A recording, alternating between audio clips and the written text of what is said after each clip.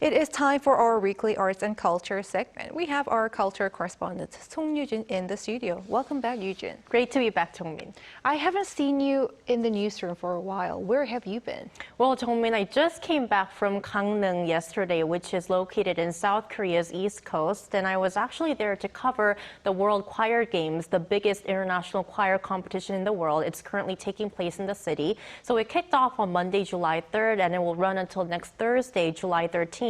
And this is actually South Korea's second time to host the games, with the first taking place in Busan in 2002. And so I had the chance to really enjoy the mesmerizing performances from choirs from all over the world and had the chance to even speak with some of them. Let's first take a look. The Choir Olympics have come to South Korea's east coast city of Gangneung. Around 8,000 participants from 324 choirs representing over 30 countries are taking part in this year's World Choir Games. While it's a contest, the atmosphere feels more like a festival. Here, there are choirs, each with their own unique charms. Among them is the calling choir from Korea, who rose to stardom last year after earning a fourth-place finish at a Korean broadcaster's choir audition show.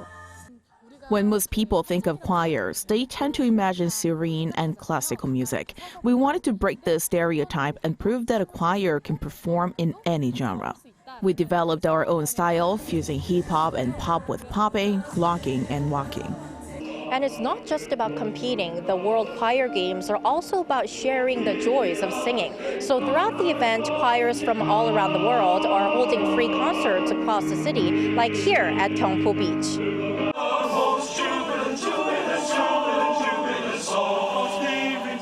The lineup includes some of the really talented, like the Diocesan School Old Boys Association Choir from Hong Kong. We searched very hard for our choir sound, a very distinct character, the sound of this choir. And then we tried to continue to build, look for new exchange opportunities. We tried to commission new work to keep ourselves fresh. And there are those who embody the game's theme of peace and prosperity for all. The Young People's Chorus of New York City is comprised of 2,000 choristers ranging from 8 to 18 years old. Community is about bringing people together, learning from each other, knowing that one song with many voices can bring peace and love.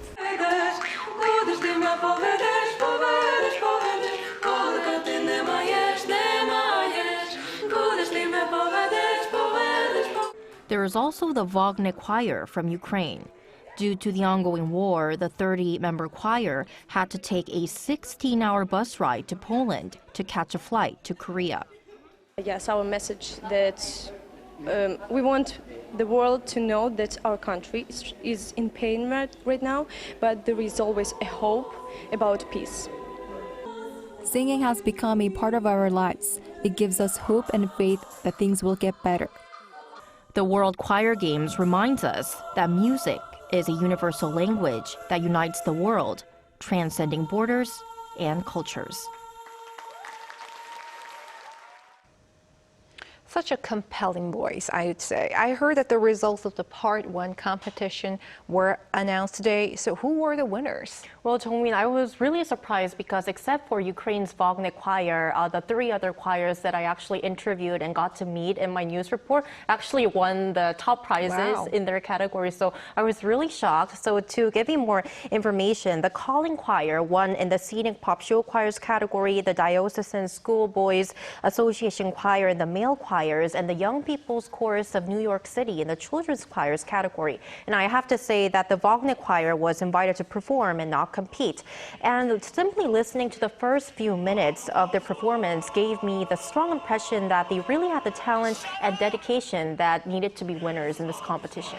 Sounds exciting. And with the second half of the games approaching next week, what can we expect in terms of participating choirs? Well, so the choirs who are taking part in the second half of the competition are actually starting to enter here in Korea today. And there are some noteworthy teams that we must pay attention to. One is Belgium's Amaranth Choir. They are currently ranked 5th in the world out of the more than 1,000 choirs. And they also got the highest scores in the previous World Choir Games that was held in Flanders in their home country. And another choir that's worth keep noting at is the Netherlands' De Koor Close Harmony Choir.